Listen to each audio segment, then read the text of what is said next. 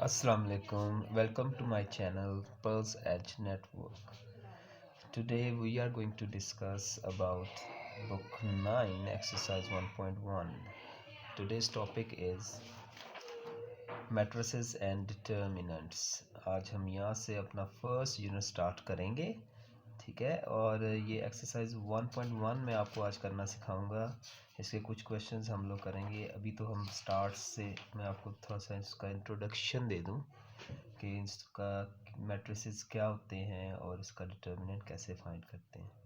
तो ये हमारा यूनिट है, unit number 1, matrices and determinants. इस चैप्टर में हम लोग इंट्रोडक्शन टू मैट्रिसेस पढ़ेंगे and we are also discuss about types of matrices, addition and subtraction के मैट्रिक्स को किस तरह ऐड और सब्ट्रैक्ट करते हैं और मैट्रिसेस को किस तरह हम लोग मल्टीप्लाई करते हैं। ये नीचे आपको इसके लर्निंग आउटकम्स दिए हुए हैं, ये ऑब्जेक्टिव्स हैं जिसमें सारी चीज़ें लिखी हुई हैं। तो let we start from there introduction to matrices. तो सबसे पहले मैं आपको ये बताऊंगा कि मैट्रिक्स क्या होता है।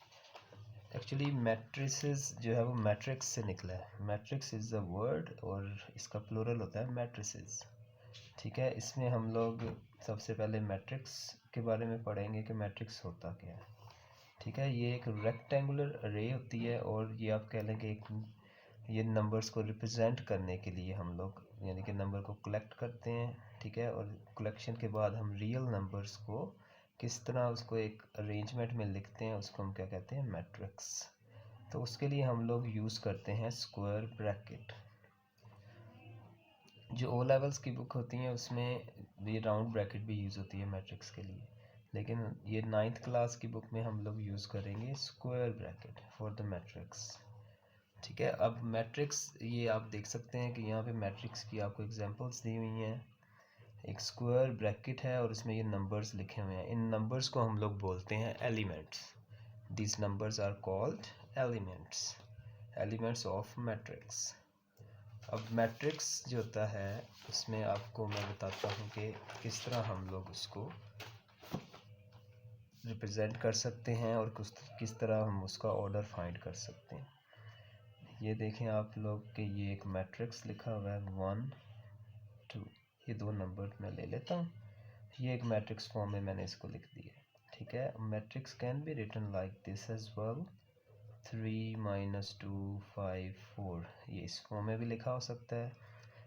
here are 4 elements, here are 2 elements and over here we have 1 element.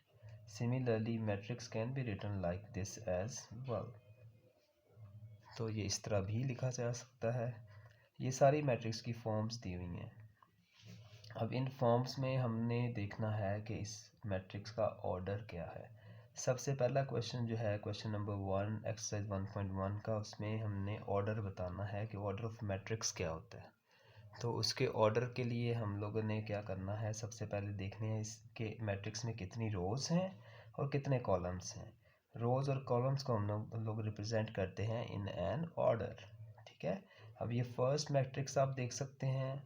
इसमें आप देखें कि अगर आप इस तरह जाएंगे horizontally, these are called rows, and if you move vertically तो दीज आर कॉल्ड कॉलम्स। इसमें एक ही कॉलम है तो that is called column, right. And over here you can see we have 2 rows, इसमें 2 रोज हैं और 2 कॉलम्स हैं। इस तरह कॉलम्स वर्टिकली होते हैं और रोज हॉरिजॉन्टली होती हैं।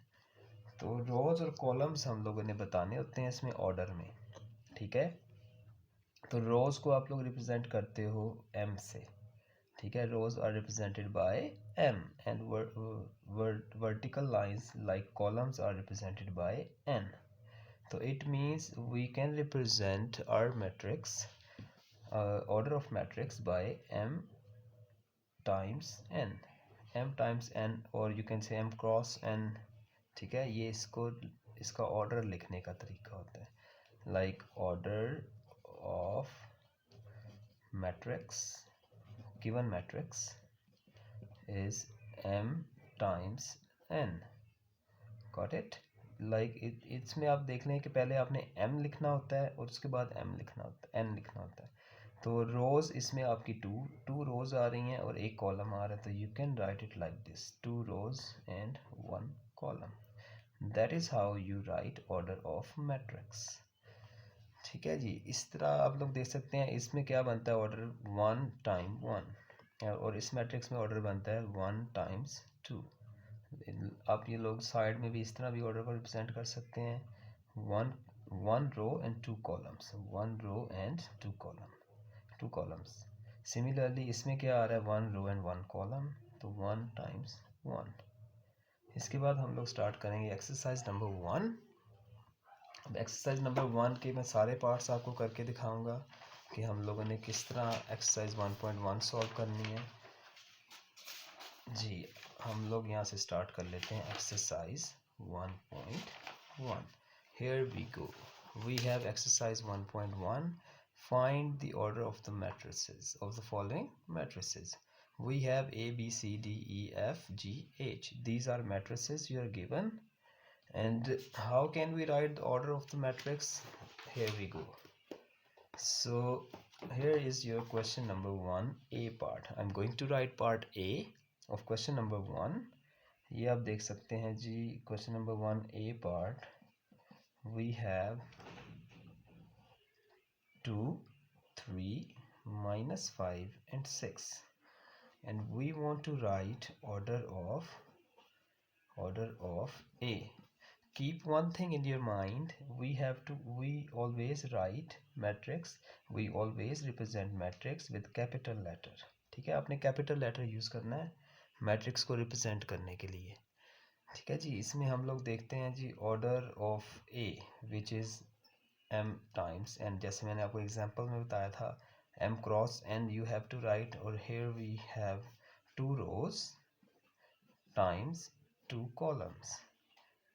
That is how we write order of A, order of matrix A जी। ये हमारा A पार्ट हो गया। उसके बाद हम करते हैं पार्ट B। पार्ट B में आप लोग देख सकते हैं इन द सेम वे 2, 0, 3, 5। ये भी आपके पास एक स्क्वायर मैट्रिक्स है। स्क्वायर मैट्रिक्स भी यहाँ पे मैं आपको बताता चलूँ कि स्क्वायर मैट्रिक्स क्या होता है। जिस मैट्रिक्स का ऑर्डर दोनों रोज और दोनों कॉलम्स सेम होंगे ना, मीन्स 2 इंटू 2, तो वो स्क्वायर मैट्रिक्स बन जाएगा। ठीक है, अगर आप लोग देखें कि आपके ऑर्डर रोज और कॉलम्स सेम नहीं आ रहे हैं तो वो रेक्टेंगुलर मैट्रिक्स हो जाएगा। ठीक है, 1 टाइम्स 2 आ जाए, 2 टाइम्स 3 आ जाए, there can be more than 2 और 3 कॉलम्स एंड रोज। अच्छा जी, इसके बाद हम लोग देखते हैं जी इस मैट्रिक्स का ऑर्डर क्या है। तो इसमें भी ऑर्डर क्या आ रहा है आपका m cross n, so that is 2 times 2। ठीक है जी, इसमें भी m इंटू n आ गया। उसके बाद हम लोग देखते हैं जी C पार्ट। C पार्ट में आ जाएगा आपका, इस मैट्रिक्स में आप देख सकते हैं we have 1 row and 2 columns, तो 1 times 2, 1 row and 2 column, m cross n will be 1 times 2। ठीक है, जिसमें ये ऑर्डर बनता है। वैसे हम लोग इस तरह इसका ऑर्डर ऐसे भी रिप्रेजेंट करते होते हैं। सम टाइम आप एग्जांपल्स में भी देखेंगे कुछ इस तरह लिखा होगा 1 क्रॉस 2। ठीक है, ये आपको ऑब्जेक्टिव में हेल्प आउट करेगा। जब आपको MCQs आते हैं उसमें ये चीज़ें इस तरह मैट्रिक्स रिप्रेजेंट किया होता है। इसके बाद हम देखते हैं G D part. D part में आपका आ जाएगा पार्ट डी में आप देख सकते हैं we have 4, 0, 6। In 406 we want to write matrix, order of matrix, and order can be 3 rows and 1 column, so it would be 3 times 1.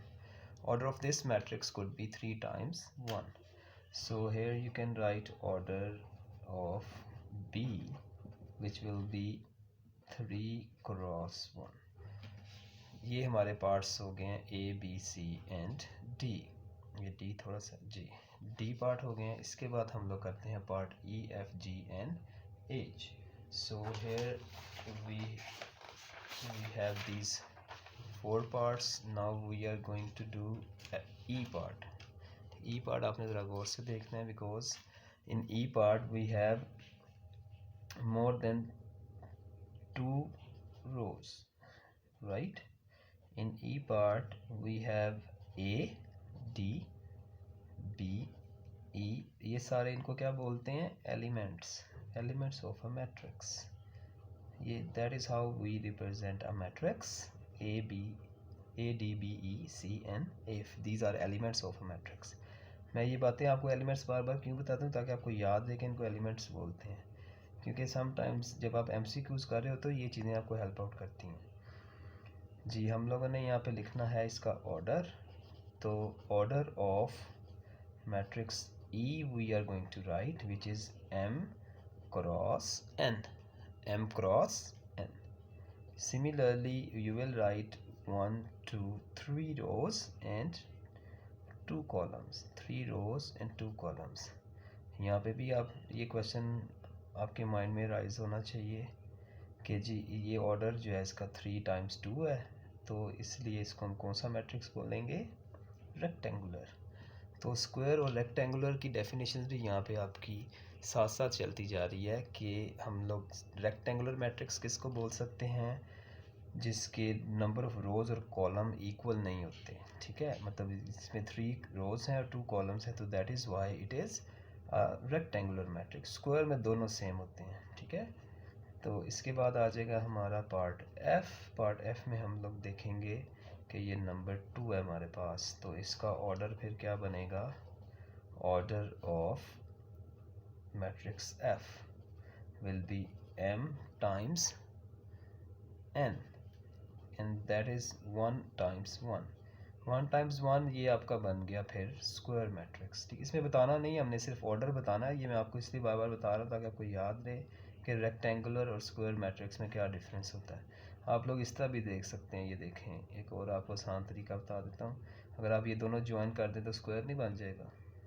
तो ये स्क्वायर बन गया, ठीक है? इस तरह भी आप देख सकते हैं। तो 1 row and 1 column will be a square matrix.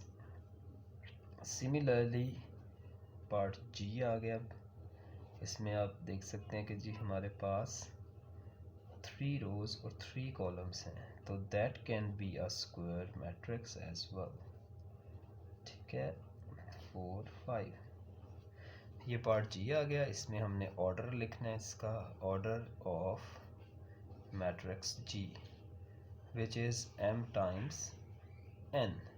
तो M हमारे पास आ जाएंगी 1, 2, 3 रोज़ हमेशा आपने हॉरिजॉन्टल देखनी है और कॉलम आपने वर्टिकल देखना है। तो हमेशा रोज़ पहले और कॉलम बाद में। रोज़ एंड 2 कॉलम्स, 1, 2, 3 रोज़, 1, 2, 3 कॉलम्स, तो 3 times 3।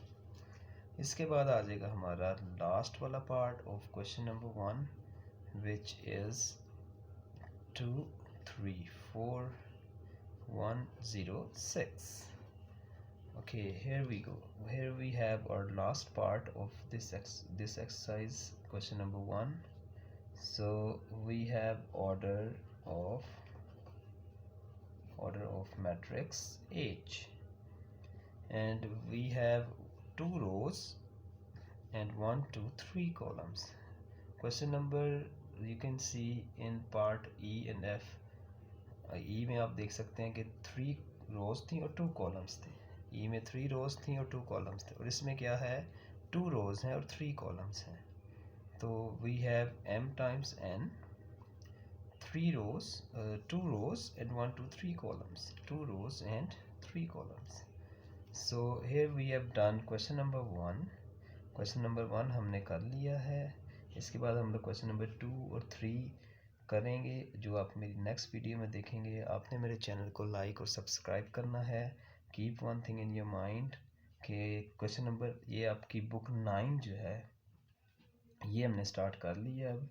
तो ये एक्सरसाइज वाइज मैं इसमें आपको वीडियोस बना के दूंगा, तो आपने सारी मेरी वीडियोस को लाइक और सब्सक्राइब करना है और मेरे चैनल को सब्सक्राइब करना है।